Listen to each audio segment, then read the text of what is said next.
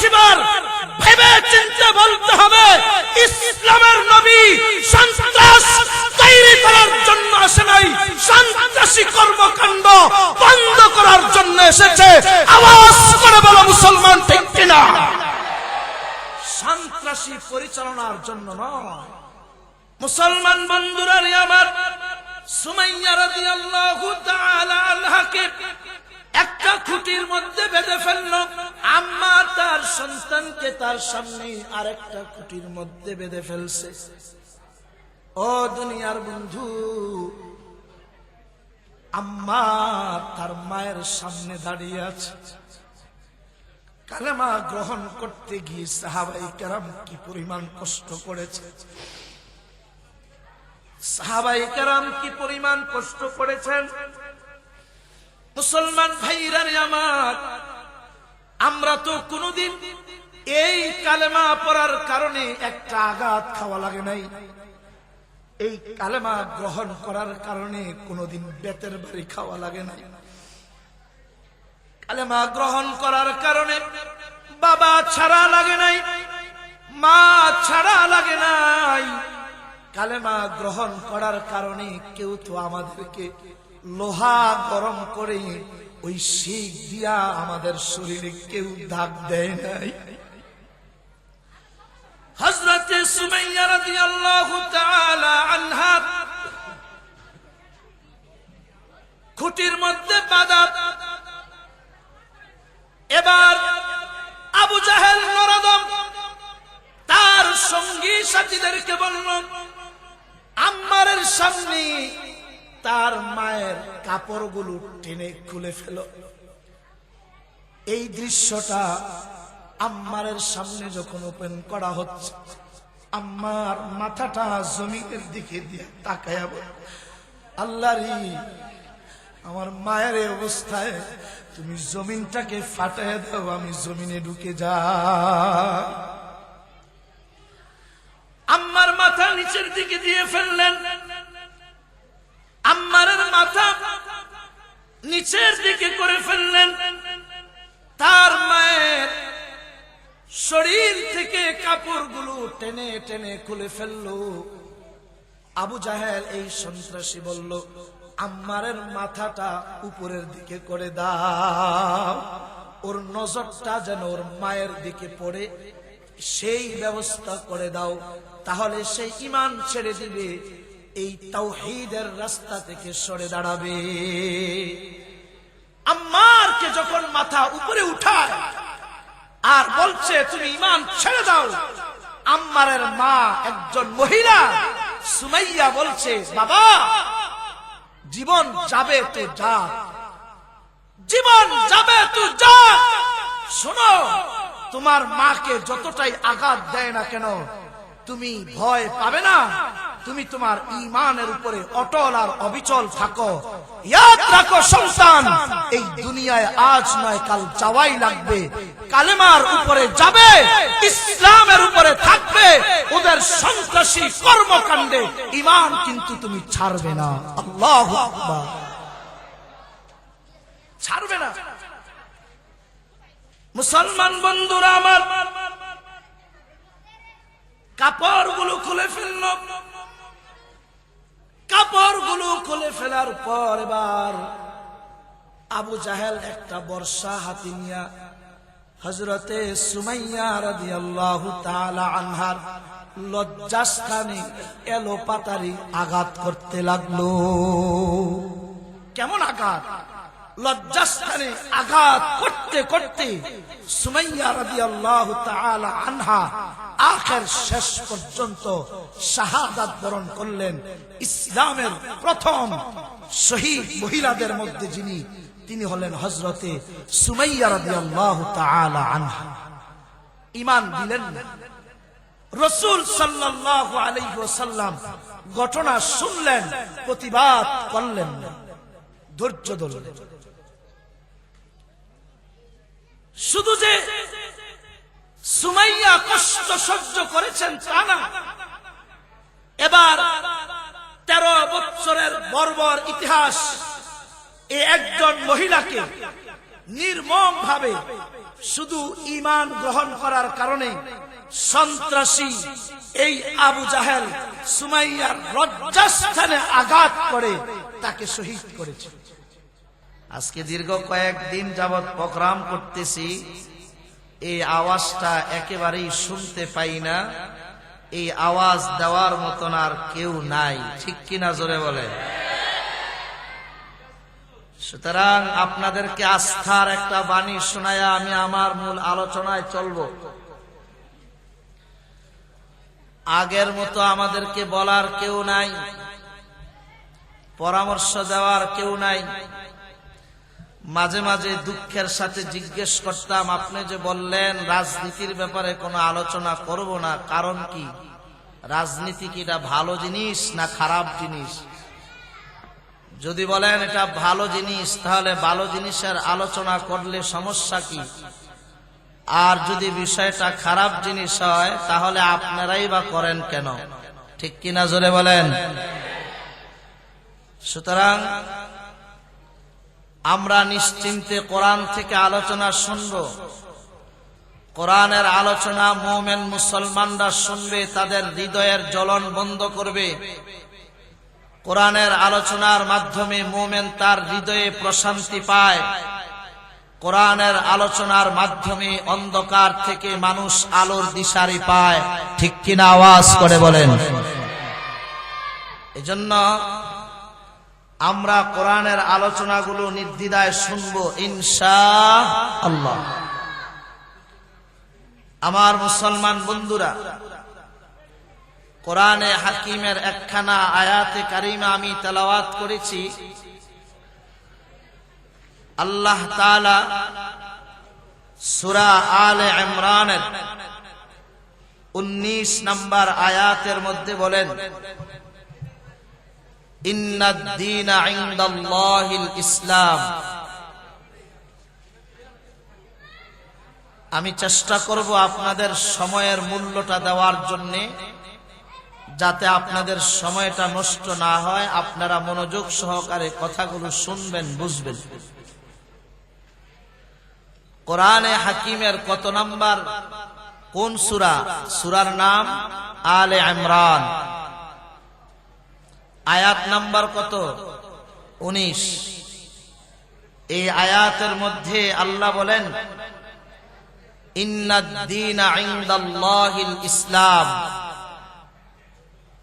ইসলামই হলো একমাত্র আল্লাহ তাআলার নিকট মনোনীত ধর্ম। বলেন তো দেখি, আল্লাহর নিকটে একমাত্র মনোনীত ধর্মের নাম কি?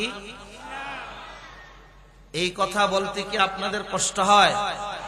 তাহলে পেছন এবং সামনে, ডানে এবং বামে যারাই উপস্থিত আছি, সবাই আওয়াজ করে বলি, আল্লাহর কাছে একমাত্র মনোনীত ধর্মের নাম কি? ইসলাম। যেই ধর্ম আমরা সবাই গ্রহণ করেছি বলেই সেই ধর্মের নেসবতে আমরা আজকের এই ওয়াজ মাহফিলে রাসূলের সুন্নাত টুপি মাথায় দিয়ে কোরআনের আলোচনা শুনবার উদ্দেশ্যে এই জায়গায় জমায়েত হয়েছি। ঠিক কিনা বলেন। আমার বন্ধুগণ, আল্লাহ তাআলা কোরআনে হাকিমের মধ্যে বলেন, আমার কাছে মনোনীত ধর্মই হলো ইসলাম। এছাড়া ধর্মের নামে ধর্ম একটাই, ইসলাম। কথা খুব ক্লিয়ার বুঝবেন।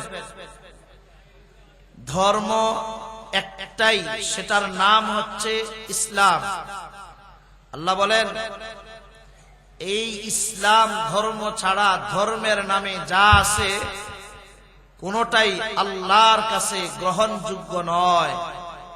আল্লাহর কাছে গ্রহণযোগ্য একমাত্র ধর্মের নাম হলো। এই আয়াতে সূরা আলে ইমরানের 19 নম্বর আয়াতে আল্লাহ বললেন, আমার কাছে মনোনীত ধর্ম একমাত্র ইসলাম। ঠিক 85 নম্বর সূরা আলে ইমরানের 85 নম্বর আয়াতে আল্লাহ বলেন, ওয়ামান ইয়াবতাগি গায়রাল ইসলামি দীনা ফালাই ইউকবালা মিন। ইসলাম ছাড়া ধর্মের নামে যে সকল ধর্মের কথা বলা হয়, শব্দগুলো বুঝার চেষ্টা করবেন। ধর্মের নামে যে সকল ধর্মের কথা বলা হয়, এর কোনটাই কার কাছে গ্রহণযোগ্য নয়? জবান খুলে বলুন, কার কাছে গ্রহণযোগ্য নয়? আমার বলুন তো, আপনারা বলুন তো দেখি, আসমানটা বানিয়েছেন কে? জমিনটা বানিয়েছেন কে? সূর্যটা বানিয়েছেন কে? চন্দ্রটা বানিয়েছেন কে? শাক সবজি বানিয়েছেন কে? জমিন থেকে ফসল উৎপন্ন করেন কে? আসমান থেকে বৃষ্টি দান করেন কে? আমাকে আপনাকে সুস্থ রাখেন কে? আমার পুরা গোটা দেহটাকে সৃষ্টি করেছেন কে?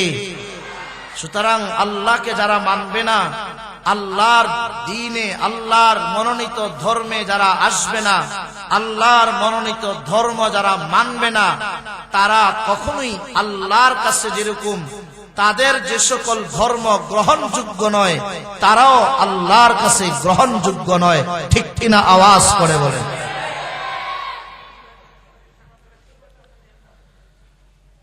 আমার মুসলমান বন্ধুরা, গভীর মনোযোগ দিয়ে কথাগুলো শুনবেন, বুঝবেন। আল্লাহ তাআলার কাছে একমাত্র মনোনীত ধর্মের নাম হলো ইসলাম। ইসলাম ছাড়া ধর্মের নামে যতগুলো ধর্মের কথা বলা হয়, কোনটাই আল্লাহ তাআলার কাছে নির্বাচিত নয়।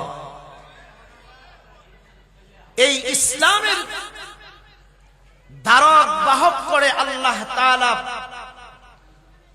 আমাদের নবী জনাবে মুহাম্মদুর রাসূলুল্লাহ সাল্লাল্লাহু আলাইহি ওয়াসাল্লামকে এই দুনিয়ায় প্রেরণ করলেন, যেন ইসলামের কথা, কোরআনের কথা, তাওহীদের কথা, আল্লাহর একত্ববাদের কথা যেন পয়গম্বর উম্মতের সামনে, তার বান্দার সামনে, গোটা জগতে যত মানুষকে আল্লাহ সৃষ্টি করেছেন সকলের সামনে যেন পয়গম্বর তুলে ধরেন ইসলামই একমাত্র শান্তির ধর্ম।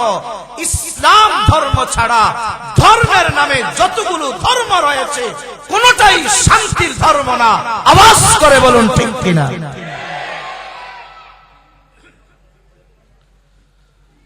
মুসলমান বন্ধুরা আমার, ইসলাম হলো একমাত্র শান্তির ধর্ম। যেই লোকটা কালেমা পড়ে ইসলামে দীক্ষিত হলো, যেই লোকটাই পড়লো লা ইলাহা ইল্লাল্লাহু মুহাম্মাদুর রাসূলুল্লাহ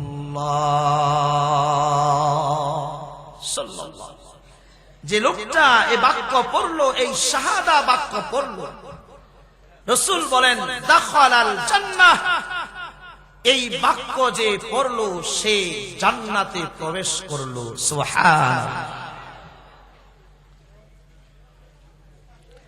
আল্লাহ রাসূলকে পাঠালেন দুনিয়ায় ইসলামের একত্ববাদী তাওহীদের দাওয়াত দেওয়ার জন্য। রাসূল যখন দুনিয়ায় আসলেন, লম্বা চূড়া ঘটনা। রাসূল দুনিয়ায় আসার পরে আল্লাহর রাসূল সাল্লাল্লাহু আলাইহি ওয়াসাল্লাম নবুয়তের আগে 40 বছর পর্যন্ত মক্কা নগরীতে আরবের ওই মানুষগুলোর সাথে ইসলামের কোনো দাওয়াত দেন নাই, নামাজের কোনো দাওয়াত দেন নাই, রোজার কোনো দাওয়াত দেন নাই। পয়গম্বর 40টা বছর পর্যন্ত আরবের লোকগুলোর সাথে শুধু ওঠা বসা করলেন, লেনদেন করলেন, ব্যবসা করলেন, সমাজের মানুষের সাথে একসাথে চলাফেরা করলেন। নবুয়তের আগে কতটা বছর? 40টা বছর। মুসলমান ভাইরা,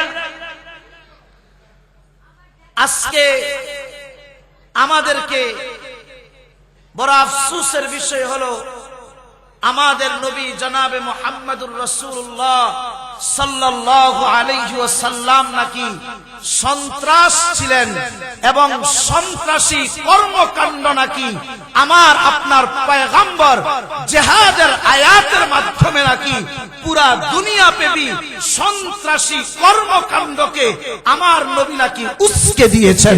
জোরে বলেন নাউযুবিল্লাহ। এই জিনিসটা আমরা বুঝবো আজকে ইনশাআল্লাহ। 40 বছর পর্যন্ত রাসূল ইসলামের কোন একটা কাজ করলেন না। 40 বছরে রাসূল সকলের মাঝে চললেন, আর আল্লাহ তাআলা এই 40 বছরে রাসূলকে তাদের মাঝে রেখে প্রমাণ করে দিলেন আব্দুল্লাহর বেটা মুহাম্মদের চাইতে শ্রেষ্ঠ কোন মানব হতেই পারে না। ঠিক কিনা জোরে বলেন। মুসলমান বন্ধুরা রে আমার, গভীর মনোযোগ। এক এক করে 1 বছর 2 বছর নয়, এক এক করে 40টা বছর পর্যন্ত আমার আপনার পয়গম্বর তাদের সাথে উঠলেন, খাইলেন, ব্যবসা করলেন, যত কাজ আছে বিবাহ শাদী তাও করলেন, চললেন। সকলের কাছে 40 বছরে নিরাপদ আল আমিন নামে ভূষিত হলেন। সবাই এক বাক্যে বলতে লাগলো, আব্দুল্লাহর বেটা মুহাম্মদের চাইতে উত্তম চরিত্রের কোন মানুষ হয় না, এর চেয়ে আর উন্নত মানুষই হয় না। 40 বছর পরে যখন পয়গম্বর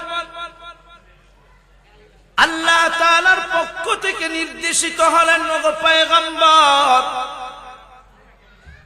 এবার আপনি ইসলামের তাওহীদের দাওয়াত দেন, আল্লাহর কথা বলেন, কোরআনের কথা বলেন, ইসলামের কথা বলেন, মানুষকে আমার দিকে দাওয়াত দেন। দাওয়াত দেওয়ার প্রক্রিয়া হলো, সফা নামক একটা পাহাড় আছে, সফা নামক পাহাড়ে গিয়ে আপনি এলান করে দেন।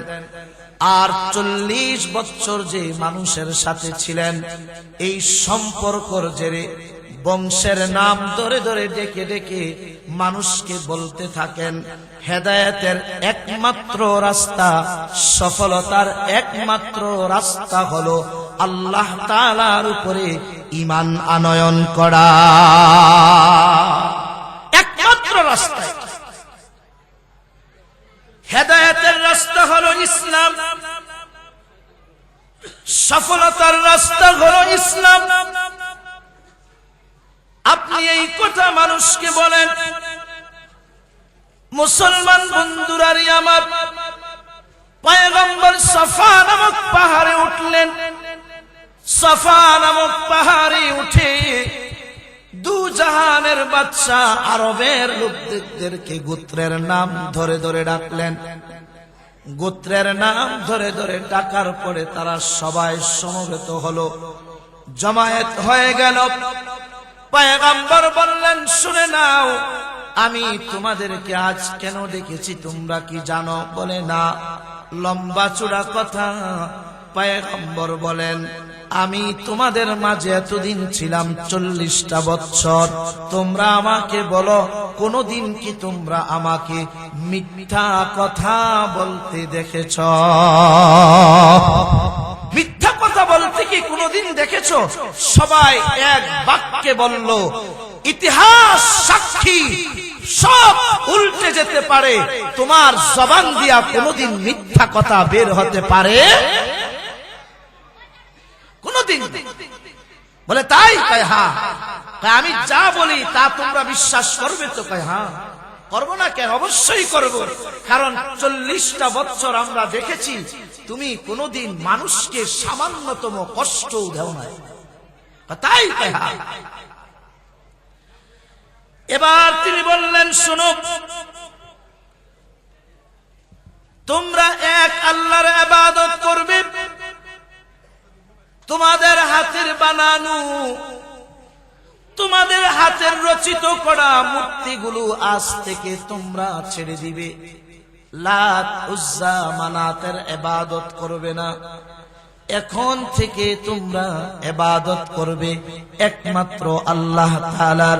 ইয়া আইয়ুহান নাস কুলু লা ইলাহা ইল্লাল্লাহ তুফলিহুন। এক আল্লাহর গোলামি করবে, এক আল্লাহর গোলামির মধ্যেই সফলতা রয়েছে, আর কোন প্রভুর গোলামি করা যাবে না। এই স্বীকারোক্তি যদি তোমরা দাও তাহলে তোমরা সফল, তোমরাই সফল। বড় কাছের আত্মীয় আবু লাহাব সে স্পষ্ট জবাব দিয়ে ফেলল, বাতিজা মুহাম্মদ, আলিহাদা জামাতানা, এজন্যই কি আমাদেরকে একত্রিত করেছ? তুমি ধ্বংস হও। রাসূলের ব্যাপারে সে ধ্বংসের বদদুয়া করল, ধ্বংস হও। কাছের মানুষগুলো দুশমন হয়ে গেল, ঘরের লোক দুশমন হয়ে গেল, আপন চাচা দুশমন হয়ে গেল, ঘরের বাহিরের ভিতরের সব লোকগুলো পয়গম্বরের দুশমন। এখন আর কেউ পয়গম্বরকে দেখতে পারে না। যেই লোকটাকে তারা আল আমিন বলল, সত্যবাদী বলল, ওই লোকগুলাই এখন পয়গম্বরকে মিথ্যাবাদী বলতে লাগলো। রাসূলের মন বড় খারাপ। এই লোকগুলো আমার বড় কাছের লোক, অথচ তারা আমাকে আজ মিথ্যাবাদী বলছে। রাসূল বড় কষ্ট পেল। কষ্ট পাওয়ার পরে আল্লাহ আয়াত নাযিল করলেন, قد نعلم إنه ليحزنك الذي يقولون فإنهم لا يكذبونك ولكن الظالمين بآيات الله يجحدون। হে রাসূল, আমি জানি আপনি বড় ব্যথিত। কদ না'লামু, আমি এটা ভালো করে জানি যে আপনি বড় ব্যথিত, কারণ এই লোকগুলো আপনাকে কষ্ট দিচ্ছে, আপনাকে মিথ্যুক বলছে। আমি জানি আপনি বড় আজ ব্যথিত। লা ইয়াহজুনুকাল্লাযী ইয়াকুলুন, তারা যে কথা বলে সে কথায় আপনি বড়ই পেরেশান, এটা আমি জানি। তবে রাসূল শুনেন, এই 40 বছরে ওরা কেউ আপনাকে গালি দেয় নাই, কেউ আপনাকে কষ্ট দেয় নাই। আজ যে মাত্র আপনি তাদের সামনে ইসলামের কথা বললেন, যে মাত্র তাদের সামনে কোরআনের কথা বললেন, আল্লাহর তাওহীদের একত্ববাদের দাওয়াত দিলেন, সেই লোকগুলো আমার কথা বলার পর, তাওহীদের কথা বলার পর এই লোকগুলো আপনাকে গালি দেয়, আপনাকে কষ্ট দেয়। ফাইন্নাহুম লা ইউকাযযিবুনাক, ওরা আপনাকে গালি দেয় না, আপনাকে মিথ্যুক বলে না, ওরা আমাকে মিথ্যুক বলে। আপনাকে মিথ্যুক বললে 40 বছরে মিথ্যুক বলতো, 40 বছরের কোন একদিন তারা আপনাকে মিথ্যাবাদী বলে নাই, ওরা আমাকে মিথ্যাবাদী বলেছে। কারণ আমি আল্লাহর কথা বলার পর তারা আপনাকে মিথ্যাবাদী বলা শুরু করে দিয়েছে। আপনি টেনশন করবেন না, সব ঠিক হয়ে যাবে। আল্লাহু আকবার, আল্লাহু আকবার, সব ঠিক। মুসলমান বন্ধুরা আমার, যে মাত্র ইসলামের কথা বললেন, যে মাত্র কোরআনের কথা বললেন, ইসলামের কথা বলার কারণে, কোরআনের কথা বলার কারণে, তাওহীদের কথা বলার কারণে আপন লোকগুলো শত্রু হয়ে গেল। মুসলমান বন্ধু, আল্লাহ তাআলা পয়গম্বরকে সান্ত্বনা দিয়ে বললেন, পয়গম্বর, ওরা কেউ আপনাকে মিথ্যাবাদী বলে না, ওরা সবাই আমি রবকে মিথ্যাবাদী বলে, ওরা আমাকে মিথ্যাবাদী বলে। এইভাবে ধীরে ধীরে ইসলামের পথযাত্রা শুরু হতে লাগলো। রসুল দাওয়াত দিতে লাগলেন কালেমার, রসুল দাওয়াত দিতে লাগলেন আল্লাহর, রসুল কথা বলতে লাগলেন তাওহীদের। কথা বলতে বলতে এক পর্যায়ে পয়গম্বর প্রাথমিক পর্যায়ে গোপনে গোপনে দাওয়াত দিলেন। গোপনে গোপনে দাওয়াত দেওয়ার পর এবার প্রকাশ্যে দাওয়াত দেওয়ার জন্য আল্লাহ নির্দেশনা জারি করে আয়াত নাযিল করলেন, ওয়া আনজিল আশীরাতাকাল আকরাবিন। আমার বন্ধুরা, আল্লাহ আয়াত নাযিল করলেন, ওগো আমার পয়গম্বর, আপনার নিকটতম যারা আছে তাদেরকে আপনি ইসলামের দাওয়াত দিতে থাকেন, কোরআনের দাওয়াত দেন। রসুল যে মাত্র কোরআনের দাওয়াত দিতে লাগলেন, ইসলামের কথা বলতে লাগলেন, রসুল সাল্লাল্লাহু আলাইহি ওয়াসাল্লামের উপরে আঘাত আর আঘাত শুরু হয়ে গেল। রসুল দাওয়াত দিলেন, দাওয়াত দিতে দিতে যখন মুষ্টিময় কিছু মানুষ কালেমা গ্রহণ করল, মুষ্টিময় মানুষগুলো কালিমা গ্রহণ করার পরে যেই কালিমা গ্রহণ করে তার উপরেই আক্রমণ চলে। কালেমা গ্রহণ করার কারণে মক্কি 13টা বছর পর্যন্ত যারাই কালিমা গ্রহণ করেছে একতরফা শুধু তারা মাইর খেয়েছে। মক্কি 13 বছর জিন্দেগিতে যারাই কালেমা গ্রহণ করেছে সবাই শুধুই মাইর খেয়েছে, মাইর, একতরফা মাইর। যখনই কোনো আঘাত হয় রসুল কোনো জবাব দেন না। যত আঘাত আসে কোন আঘাতের জবাব রসুল দেন না, শুধু মায়ের খান। একে একে কত বছর মায়ের খাইলেন? জোরে বলেন। 13 বছর একতরফা মায়ের খাইলেন। ইসলামকে যারা সন্ত্রাস বলে আখ্যা দেয় তাদের স্পষ্ট আজকের কথা শুনে রাখা প্রয়োজন। হে উম্মতে মুসলিমা, মুসলমানরা কোনদিন সন্ত্রাসবাদ পরিচালনা করে না, মুসলমানেরা সন্ত্রাসবাদকে প্রতিহত করে। ঠিক কিনা জোরে বলো। মুসলমানেরা, মুসলমানের নবী কোনদিন সন্ত্রাসী করে নাই, করেছে?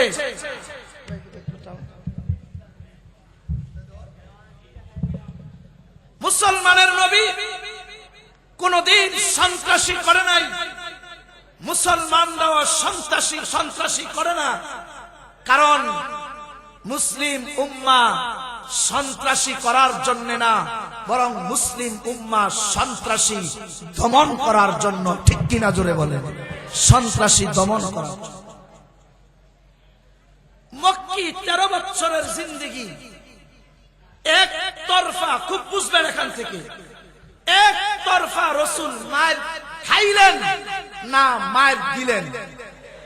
জোরে বলেন। কত বছর মায়ের খাইলেন? জোরে বলেন। কত বছর?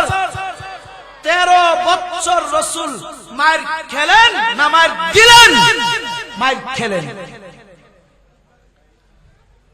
মুসলমান বন্ধুরা রে আমার,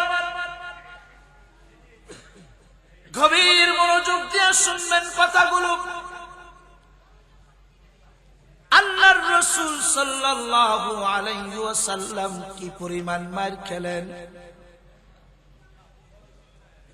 রাসূলের এক সাহাবিয়া, ইসলামের প্রথম শহীদ যিনি হয়েছেন, হযরতে সুমাইয়া রাদিয়াল্লাহু তাআলা আনহা।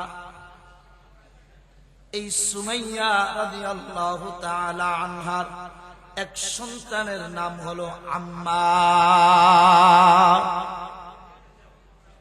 মা মুসলমান, সন্তানটাও মুসলমান, কালেমা পড়ে মুসলমান হয়েছে।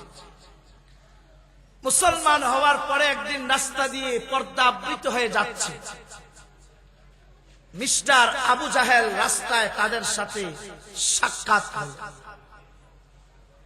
সাক্ষাৎ হওয়ার পরে আবু জাহেল জিজ্ঞেস করলো, সুমাইয়া, শুনলাম তুমি নাকি কালেমা পড়ে মুসলমান হয়েছ। 13 বছর জিন্দেগীর বর্বর ইতিহাস বলছি। সুমাইয়া রাদিয়াল্লাহু তাআলা আনহা নরম কণ্ঠে জবাব দিয়ে বললেন, হ্যাঁ, আমিও মুসলমান হয়েছি, আমার সন্তান আম্মারও মুসলমান হয়েছে। তাই নাকি? কয় হ্যাঁ। তাহলে তুমি মহিলা মানুষ, তোমাকে সহজে বলি, তুমি এক কাজ করো, কালিমা ছেড়ে দাও। যেই কালেমা বাক্য তুমি পাঠ করেছো ছেড়ে দাও। সুমাইয়া রাদিয়াল্লাহু তাআলা আনহা একজন মহিলা মানুষ। পর্দার অন্তরালে যে সকল মায়েরা শুনছেন তারাও কান পেতে শুনেন। আশপাশে আসার পথে দেখলাম এখানে হিন্দুরাও বসবাস করে, আপনারাও শোনেন, ঠিক কিনা জোরে বলেন? আপনাদেরও শোনা দরকার আছে। আমার ভাইরা, সুমাইয়া বলল, আমি যেই কালেমা পড়েছি, বুঝে শুনে পড়েছি, যেই কালেমা আমি গ্রহণ করেছি, যদি তুমি আমাকে মেরে ফেলো তারপরও কালিমা ছাড়তে আমি রাজি না। আল্লাহু আকবার বলবেন না? আর আমাদের অবস্থা কি? একটা পদের জন্য, দুনিয়াবি একটা ছোট্ট পদের জন্য যদি ইসলাম ছাড়া লাগে, যদি ইসলামের উপর আঘাত দেওয়া লাগে, যদি কালেমার উপর আঘাত দেওয়া লাগে, যদি মুসলমানের ঐতিহ্য নিয়ে কোন কথা বলা লাগে, সম্মান নষ্ট হয় মতো, তাও আমরা করতে রাজি, ঠিক কিনা জোরে বলেন? কিন্তু মহিলা সাহাবীর ঈমান কেমন একটু দেখেন। মুসলমান ভাইরা রে আমার, সুমাইয়া স্পষ্ট বলে দিলেন, তুমি যতই চেষ্টা করো না কেন আমি তোমার ধর্ম গ্রহণ করতে পারবো না। আমি যেই কালেমা পড়েছি ওই কালেমার উপরে আমি থাকবো। বন্ধুরা, মনটাকে একটু নরম করে দেন, ডান বাম তাকানো বন্ধ করেন, গভীর মনোযোগ দিয়া দিলের কান দিয়ে একটু কথাগুলো শুনেন। সুমাইয়া বললেন, আবু জাহেল, যেই কালেমা আমি গ্রহণ করেছি ওই কালেমা আমি ছাড়তে পারবো না। আবু জাহেল বলল, যদি তুমি কালেমা না ছাড়ো তাহলে তোমার অবস্থা কিন্তু বেশি একটা ভালো হবে না। আবু জাহেল নরদম, এই সন্ত্রাসী আবু জাহেল সুমাইয়া রাদিয়াল্লাহু তাআলা আনহাকে বেঁধে ফেলল। সুমাইয়াকে একটা খুঁটির সাথে বেঁধে ফেলল। সুমাইয়ার সন্তান আম্মারকে আর একটা খুঁটিতে বাঁধল। মায়ের সুজা বরাবর আম্মারকে আরেকটা খুঁটির মধ্যে বেঁধে এবার আম্মারকে লক্ষ্য করে আবু জাহেল বলে, আতাতরুকুল ঈমান, এই আম্মা বল তুই ঈমান ছাড়বি কিনা? আম নাখলাউ সাওবা উম্মিক, না হয় তোর সামনে তোর মায়ের কাপড়গুলো এই মুহূর্তে খুলে ফেলবো। শুধুই যে সন্ত্রাস ছিলেন তা না, বরং চরম পর্যায়ের লুচ্চাও ছিলেন, ঠিক কিনা আওয়াজ করে বলো। মুসলমানদেরকে সন্ত্রাসী বলতে হাজার কোটিবার ভেবে চিন্তে বলতে হবে। ইসলামের নবী সন্ত্রাস তৈরি করার জন্য আসে নাই, সন্ত্রাসী কর্মকাণ্ড বন্ধ করার জন্য এসেছে। আওয়াজ করে বলো মুসলমান, ঠিক কিনা? সন্ত্রাসী পরিচালনার জন্য নয়। মুসলমান বন্ধুরা আমার, সুমাইয়া রাদিয়াল্লাহু তাআলা আনহাকে একটা খুঁটির মধ্যে বেঁধে ফেলল। আম্মা তার সন্তানকে তার সামনে আরেকটা খুঁটির মধ্যে বেঁধে ফেলছে। ও দুনিয়ার বন্ধু, আম্মা তার মায়ের সামনে দাঁড়িয়ে আছে। কালেমা গ্রহণ করতে গিয়ে সাহাবায়ে কেরাম কি পরিমাণ কষ্ট করেছে। সাহাবায়ে কেরাম কি পরিমাণ কষ্ট করেছেন। মুসলমান ভাইরা আমার, আমরা তো কোনদিন এই কালেমা পড়ার কারণে একটা আঘাত খাওয়া লাগে নাই, এই কালেমা গ্রহণ করার কারণে কোনদিন বেতের বাড়ি খাওয়া লাগে নাই। কালেমা গ্রহণ করার কারণে বাবা ছাড়া লাগে নাই, মা ছাড়া লাগে নাই। কালেমা গ্রহণ করার কারণে কেউ তো আমাদেরকে লোহা গরম করে ওই শিখ দিয়া আমাদের শরীরে কেউ দাগ দেয় নাই। হযরত সুমাইয়া রাদিয়াল্লাহু তাআলা আনহা খুঁটির মধ্যে বাঁধা। এবার আবু জাহেল নরদম তার সঙ্গী সাথীদেরকে বলল, আম্মারের সামনে তার মায়ের কাপড়গুলো টেনে খুলে ফেল। এই দৃশ্যটা আম্মারের সামনে যখন ওপেন করা হচ্ছে, আম্মার মাথাটা জমিনের দিকে দিয়ে তাকায়া বল, আল্লাহরে, আমার মায়ের এই অবস্থায় তুমি জমিনটাকে ফাটায় দাও, আমি জমিনে ঢুকে যাই। আম্মার মাথা নিচের দিকে দিয়ে ফেললেন। আম্মারের মাথা নিচের দিকে করে ফেললেন। তার মায়ের শরীর থেকে কাপড়গুলো টেনে টেনে খুলে ফেললো। আবু জাহেল এই সন্ত্রাসী বলল, আম্মারের মাথাটা উপরের দিকে করে দাও, ওর নজরটা যেন ওর মায়ের দিকে পড়ে, সেই ব্যবস্থা করে দাও, তাহলে সে ঈমান ছেড়ে দিবে, এই তাওহীদের রাস্তা থেকে সরে দাঁড়াবে। আম্মারকে যখন মাথা উপরে উঠায় আর বলছে তুমি ঈমান ছেড়ে দাও, আম্মারের মা একজন মহিলা সুমাইয়া বলছে, বাবা জীবন যাবে তো যা, জীবন যাবে তো যা। শোনো, তোমার মাকে যতটাই আঘাত দেয় না কেন, তুমি ভয় পাবে না, তুমি তোমার ঈমানের উপরে অটল আর অবিচল থাকো। ইয়াদ রাখো সন্তান, এই দুনিয়ায় আজ নয় কাল যাওয়াই লাগবে। কালেমার উপরে যাবে, ইসলামের উপরে থাকবে, ওদের সন্ত্রাসী কর্মকাণ্ডে ঈমান কিন্তু তুমি ছাড়বে না। আল্লাহু আকবার, ছাড়বে না। মুসলমান বন্ধুরা আমার, কাপড়গুলো খুলে ফেলল।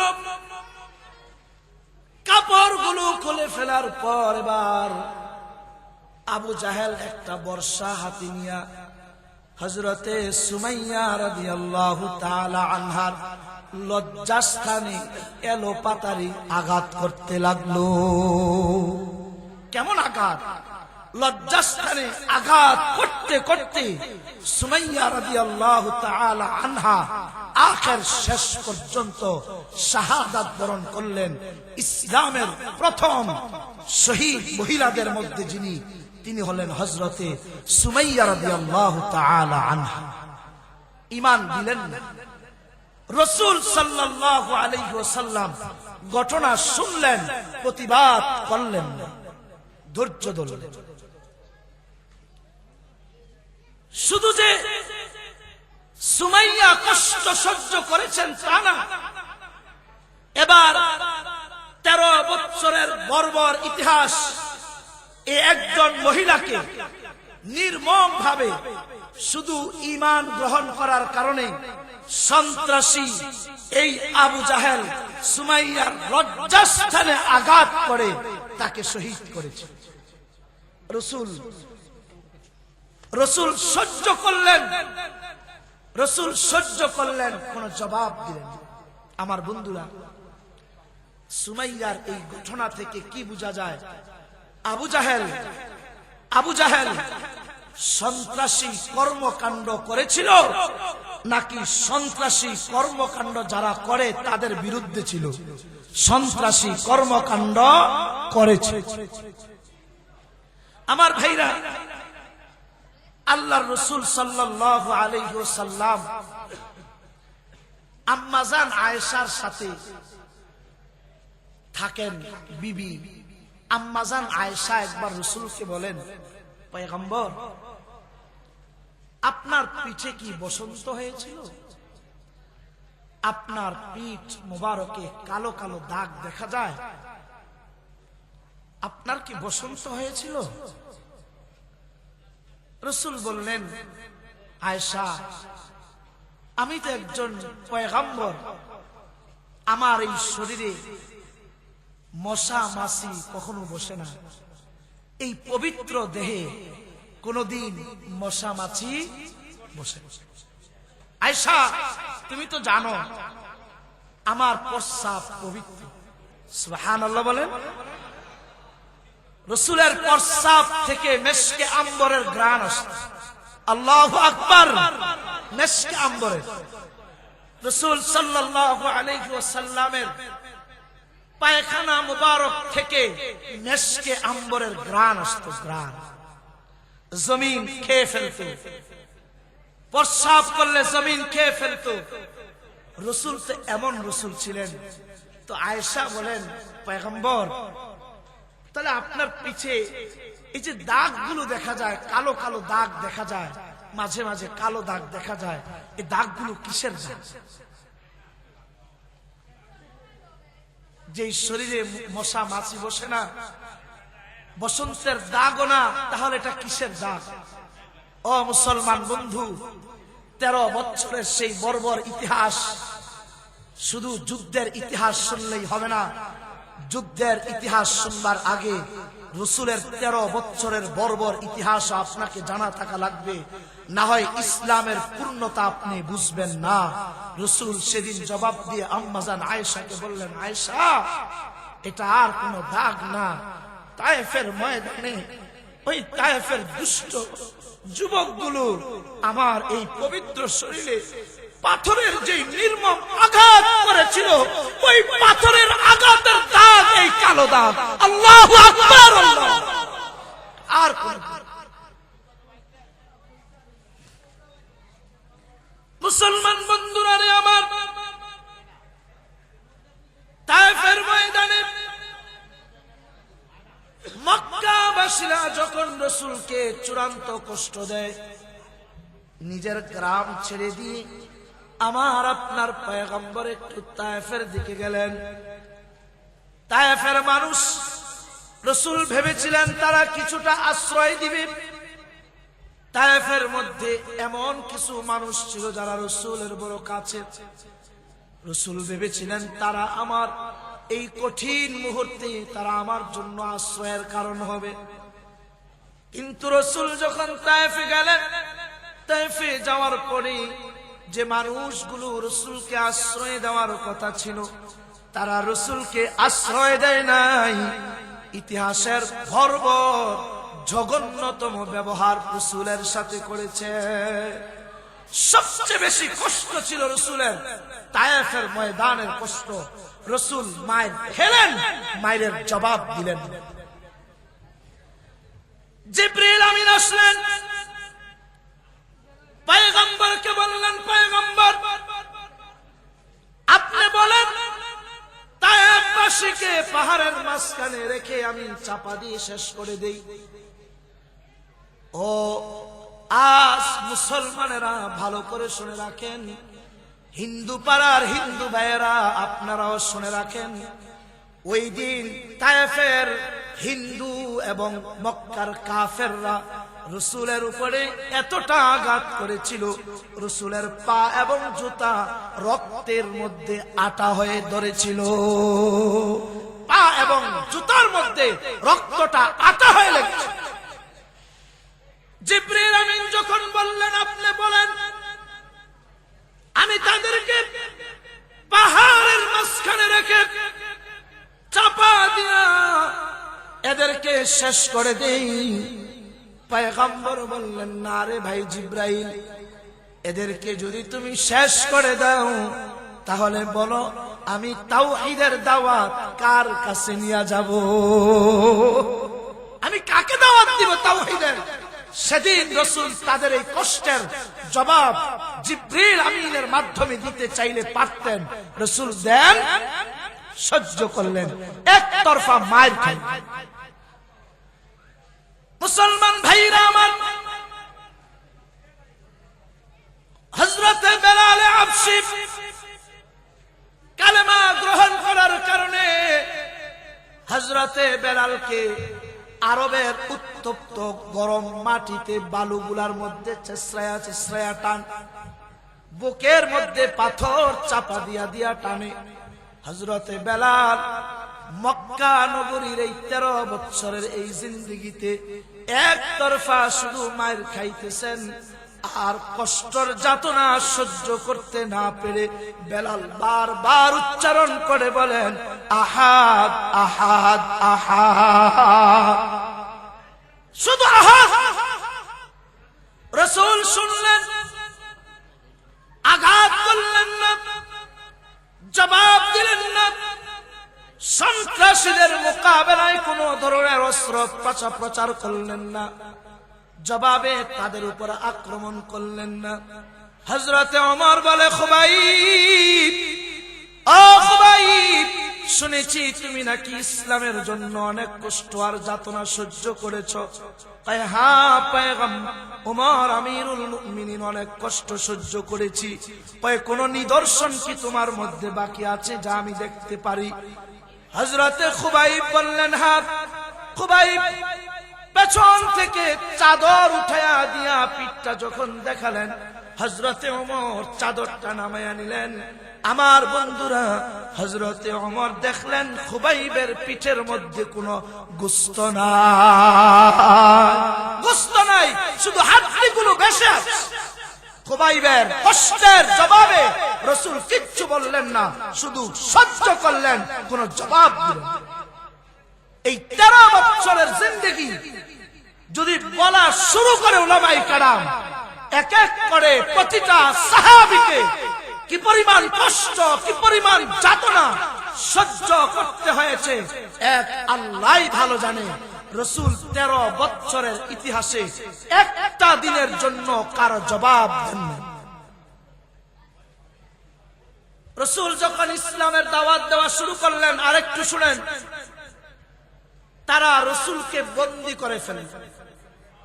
3 বছরের কারাগার, 3 বছর রাসূলকে জেলখানায় আটক রাখা।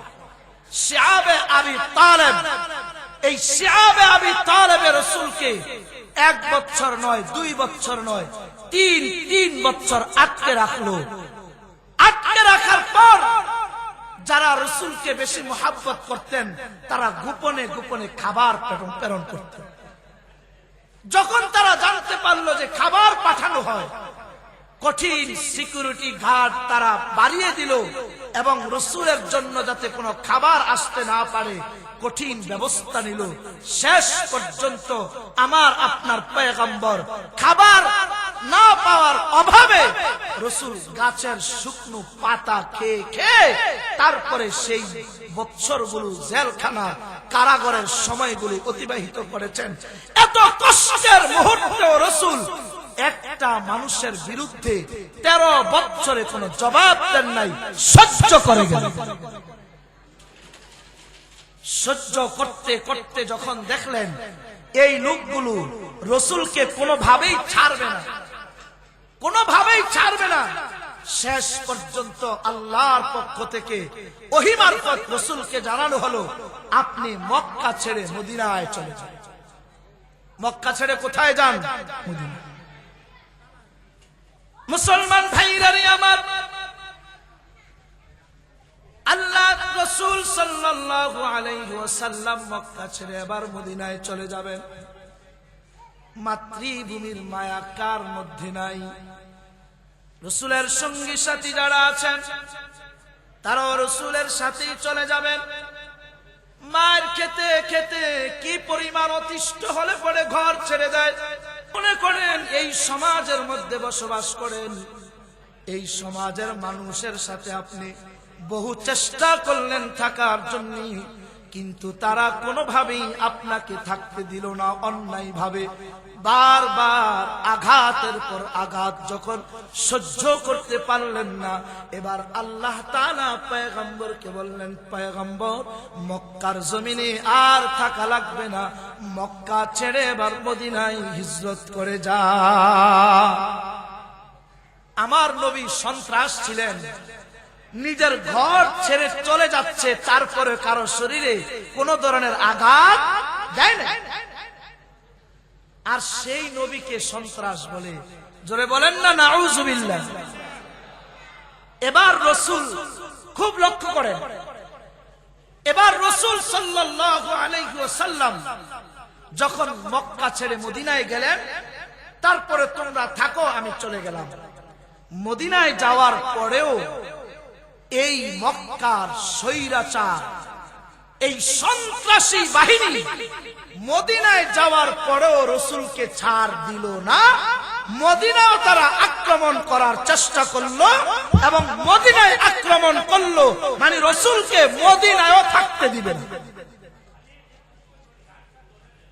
এবার সোজা আঙ্গুলে যেহেতু ঘি উঠবে না, তাহলে অবশ্যই ঘি যদি উঠানোই লাগে আঙ্গুল বাঁকা করা লাগবে, ঠিক কিনা জোরে বলে। রাসূল যখন মদিনায় গেলেন, এই মক্কার মুশরিকগুলোর জ্বালা যন্ত্রণা সহ্য করতে না পেরে রাসূল যখন মদিনায় গেলেন, এরপরেও তারা রাসূলের পিছন ছাড়ে না, রাসূলের বিরুদ্ধে আবার মদিনায় আক্রমণ চালানোর চেষ্টা করলেন। এবার আল্লাহ তাআলা কোরআনে হাকিমে আয়াত নাযিল করে বললেন, উযিনা লিল্লাযীনা ইউকাতালুনা বিআন্নাহুম যুলিম। জিহাদের আয়াত নাযিল করে আল্লাহ বললেন, পয়গম্বর এবার যদি আপনি নিশ্চুপ থাকেন, চুপচাপ বসে থাকেন, তাহলে মক্কার বর্বর জাতি আপনার উপরে এমন আক্রমণ হানবে, যে আক্রমণ সহ্য করতে না পারলে ইসলাম, তাওহীদ, আল্লাহর এই পরিচয়, দ্বীন ও ইসলাম বলতে কোনোটাই বাকি থাকবে না।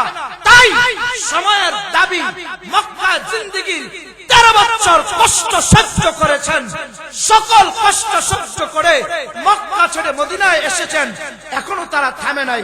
এবার আর চুপ থাকলে হবে না, এবার তাদের প্রতিটা আক্রমণের জবাবে আপনিও সেভাবেই জবাব দেওয়া লাগবে। তারা যদি একটা দেয় আপনিও একটা দিবেন, তারা যদি এগিয়ে আসে আপনিও এগিয়ে আসবেন, তারা যদি হামলা করে আপনিও হামলার জবাব দিবেন। আল্লাহ আয়াত নাযিল করে সন্ত্রাস দমন করার জন্য রাসূলকে বললেন, এবার আপনিও আক্রমণ দেন। কত বছর মায়ের খাইলেন? জোরে বলেন, কত বছর? মায়ের ভোগ নরমাল না খুব কঠিন। মক্কা জিন্দেগি ছেড়ে মদিনাতে আসলেন, সেখানেও ছাড় নাই। এবার রাসূল যুদ্ধের পর যুদ্ধ শুরু করতে করতে ইসলামের বিজয় নিয়ে আসলেন। শেষ পর্যন্ত রাসূল মদিনা থেকে মক্কা বিজয় করে, ফাতেহ মক্কা করে রাসূল এবার মক্কার দিকে ছুটলেন। শেষ পর্যন্ত মক্কা বিজয় হলো, রাসূল মক্কার প্রধান হলেন। প্রধানমন্ত্রী হওয়ার পরে এবার রাসূল সাল্লাল্লাহু আলাইহি ওয়াসাল্লাম যখন রাষ্ট্রের প্রধান হলেন, এবার রাসূল বিচার কার্য শুরু করলেন। ও দুনিয়ার ইসকন সদস্যরা, স্পষ্ট শুনে নাও, আমার রাসূল সন্ত্রাসী করেন নাই, সন্ত্রাসী বন্ধ করেছেন। ভালো করে শোনা দরকার, আছে না নাই জোরে বলে। ইসকন, এবার শোনো, এত বছর মাইল খাওয়ার পর, মদিনা জিন্দেগিতে এক যুদ্ধের পর আরেক যুদ্ধ পরিচালনার পর আল্লাহর রাসূল সাল্লাল্লাহু আলাইহি ওয়াসাল্লাম যখন ফাতেহ মক্কা করে গেলেন, এবার রাসূল মক্কার প্রধান, রাষ্ট্রপ্রধান রাসূল বিচারের আসনে বসেই রাসূল প্রথমত ক্ষমার ঘোষণা দিলেন। সুবহানাল্লাহ বলবেন না? রাসূল প্রথমে কিসের ঘোষণা দিলেন? সবাইকে উন্মুক্ত ঘোষণা দিলেন ক্ষমা। শুধু কি তাই, রাসূল একবার উমরা করতে আসছিলেন। উমরা করতে আসার পরে সম্ভবত তার নাম সুফিয়ান ইবনে আবু তলহা এই ধরনের একটা নাম ছিল, তার কাছে মক্কার প্রধান ফটকের চাবি ছিল। সে রসুলকে দেয় নাই মক্কায় ঢুকতে, না দেওয়া যাবে না, অনুমতি নাই। রসুল চলে আসছিলেন, উমরা করতে পারেন নাই। ইসলাম আমাদের নবী কি উত্তম চরিত্র প্রতিষ্ঠা করে গেছেন, দৃষ্টান্ত প্রতিষ্ঠা করে গেছেন। রসুল যখন ক্ষমতায় আসলেন, উসমান ইবনে আফফান, তার নাম উসমানী গালেবান, এই লোকটা যখন রসুল ক্ষমতায় আসলেন, সে তো ভাবছে আজ তো আমার রক্ষা নাই। ইসলাম কি আজীব দেখেন, রসুল তার কাছ থেকে চাবি নেয় নাই। ওমর তো ভাবছিল চাবিটা আমার কাছে আসবে, আবু বকর ভাবছিল আমার কাছে আসবে। রসুল বললেন না, চাবি আগে যার কাছে ছিল তার কাছেই থাকবে। ইসলামের নবী, আমাদের নবী সকলকে স্বাভাবিক ক্ষমা ঘোষণা করার পরে কিছু লোকের ব্যাপারে বললেন, এই এই লোকগুলা প্রায় 15 জন, এদেরকে যেখানে পাইবা যদি গিয়া দেখো বাইতুল্লাহর গিলাফ পেঁচায়া রইছে, বাইতুল্লাহর গিলাফে পেঁচানো অবস্থায় ওদের গর্দান শরীর থেকে আলাদা করবা, কারণ এদের কোনো ক্ষমা হতে পারে। রসুল রহমতের নবী না গজবের নবী? জোরে বলেন। সেই রহমতের নবীও কিছু মানুষকে ছাড় দেয় নাই, ঠিক কিনা? জোরে বলেন।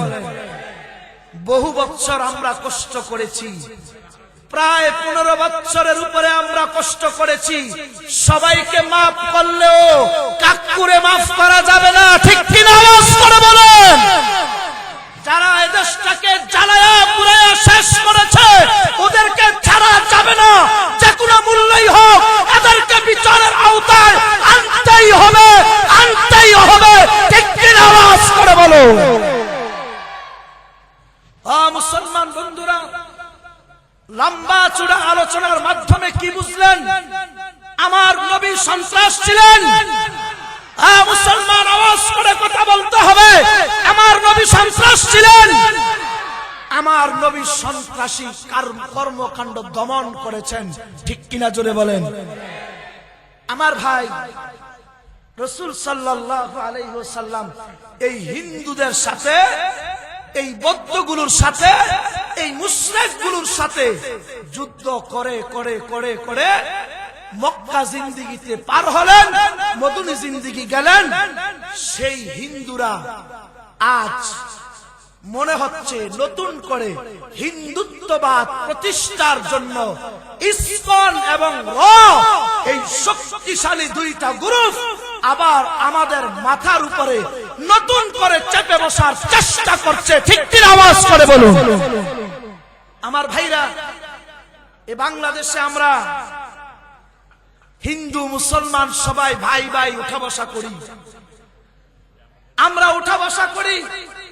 এই যে আমাদের পাশেই হিন্দুরা থাকে, এই হিন্দুগুলোর কেউ প্রমাণ করতে পারবে না এই ইসলামাবাদ এলাকার কোন মানুষ এদের উপরে কোনদিন অন্যায়ভাবে হামলা করেছে। ওরা কোনদিন বলতে পারবে না, ঠিক কিনা? আওয়াজ করে বলেন। ওরা আমাদের সাথে ব্যবসা করে, ওরা আমরা যেই সমাজে থাকি ওই সমাজে থাকে, ওরা আমাদের সমাজে থাকে, আমার রবেরটা খায়, আমার রবেরটা পড়ে, ওরা ওদের পূজাগুলো পালন করে, গান বাজনা বাজায়, আমরা কিচ্ছু বলি না, ঠিক কিনা? জোরে বলেন। অথচ পার্শ্ববর্তী দেশ ভারত, ওরা আমাদের মুসলিম ভাইদেরকে যেখানে পায় সেখানেই পিটায়, ঠিক কিনা? জোরে বলেন। বড় আশ্চর্যের বিষয়, আমরা পাহারা দিলাম মন্দির, আমরা পাহারা দিলাম কি? মন্দির। এরা ভাঙ্গে, এতদিন ভারতে ভাঙত, এখন এরা আমার বাংলাদেশে মসজিদ ভাঙ্গে, ঠিক কিনা? জোরে বলেন। ইসকনের সদস্যরা যারা ইসকন, এই হিন্দুত্ববাদ প্রতিষ্ঠায় খুব ভালো করে সজাগ থাকবেন। হিন্দুত্ববাদ প্রতিষ্ঠায় বর্তমানে দুইটা গ্রুপ সবচেয়ে বেশি কাজ করছে।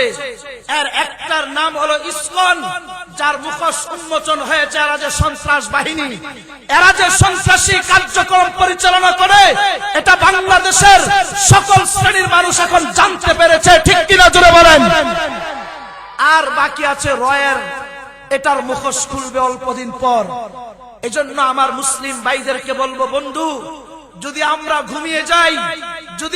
ঘুমিয়ে যাই তাহলে ইসকন এই হিন্দুত্ববাদ প্রতিষ্ঠায় ওরা আমাদের মুসলমানদের উপরে আক্রমণ করতে। আপনি আজ দেখেছেন একজন আইনজীবীকে তারা হত্যা করেছে, ঠিক কিনা জোরে বলেন। আমার বন্ধুরা, এই দেশ মুসলমানদের দেশ হওয়ার পরে এই এরা মুষ্টিময় কয়েকজন মানুষ আমাদের উপরে এখন আক্রমণ করছে। আমরা যদি এখন বসে বসে আঙ্গুল চুষি তাহলে হয়তোবা আমাদের অস্তিত্ব তারা বিলীন করে দিবে, ঠিক কিনা জোরে বলেন। আমার ভাইরা, একটা কথা ইয়াদ রাখেন, ওরা এই ইসকনের ওরা মুসলমানদের আইডি মুসলমান নামে ব্যবহার করে। মুসলমান মেয়েদেরকে তারা তাদের বশীভূত করে। আইডিটা খুলে মুসলমান পরিচয়, কিন্তু এরা মুসলমান না, এরা ইসকনের সদস্য। আর সেই সদস্যরা মুসলিম পরিচয়ে আইডি ব্যবহার করে। মুসলিম পরিচয়ে মায়েদেরকে বলছি, শুনুন, আপনাদের সন্তানের ব্যাপারে যত্নবান হন।